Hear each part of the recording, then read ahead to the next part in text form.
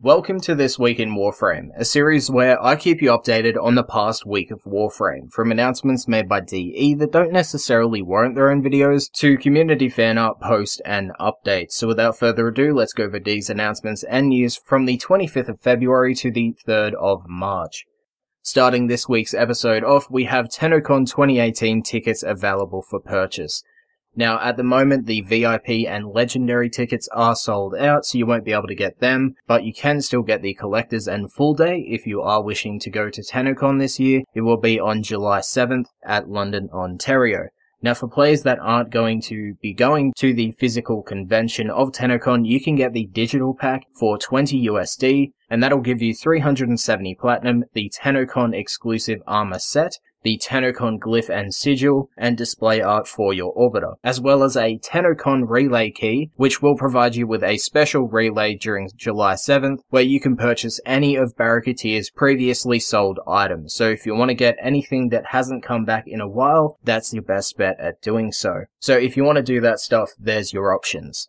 So moving on, we had update 22.14 released during the week. Now this brought Octavia's Maestra skin and Octavia's Deluxe skin collection. Now in that collection we got the Boltor Bravura skin, the Horos instrument pack, and the Verismo Dana.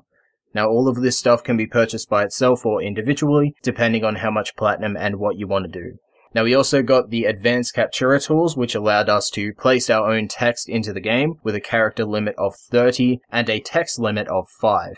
Now while moving your camera around and whatnot, you can also change the time of day if you're in the plains of Eidolon, or you can just use different color corrections and fade it into your characters and fade it out and do whatever you want. Now just like I said in my previous update video, if you want to know more, check out a video that specifically explains the new advanced Captura tools, because that's the only way you're going to learn it, because it won't be from me. Now we also got Arcanes, we got a whole Arcane rework. The trials have also been removed from the game. That includes the Law of Retribution, the Law of Retribution Nightmare, and of course the Jorda's Verdict.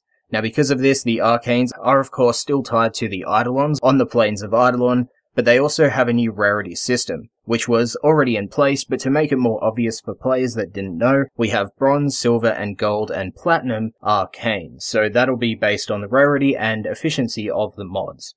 Now also in this Arcane rework, there is Arcane slots when modding your Warframe. So you'll have 2 slots available. If you have an Arcane helmet equipped on your Warframe, you'll only have 1 slot available, just so you don't end up being overpowered when playing the game, I guess. Now we also got a few more Captura scenes and emotes for people that like that, and some more beam weapon changes. And if you want to know everything that happened in this update, make sure to watch my individual video, or just read the forum post yourself, and you'll find out everything you need to know.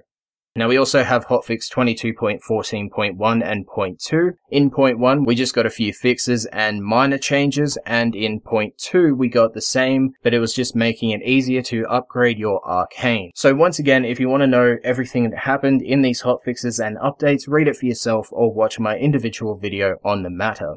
Moving on, once again, we have DE coming out and asking the community for suggestions for Octavia Augments. Now there's 2 posts in the description. If you want to read the guidelines and suggest your own Octavia Augment, you can do so by going to either of those 2 and posting your suggestion there.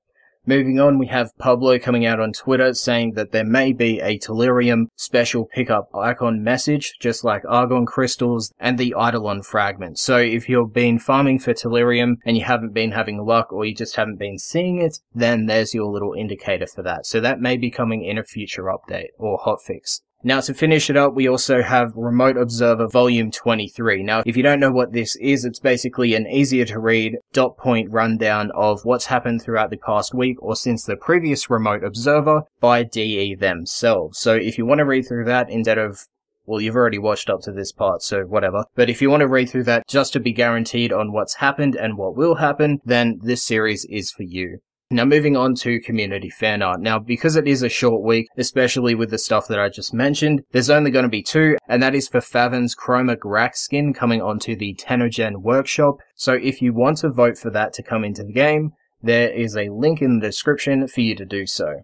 Now there's also the Amarius Gara skin by LED 2012, and that is currently the only Gara skin on the workshop, so if you want to get that into the game, then the link once again will be in the description below.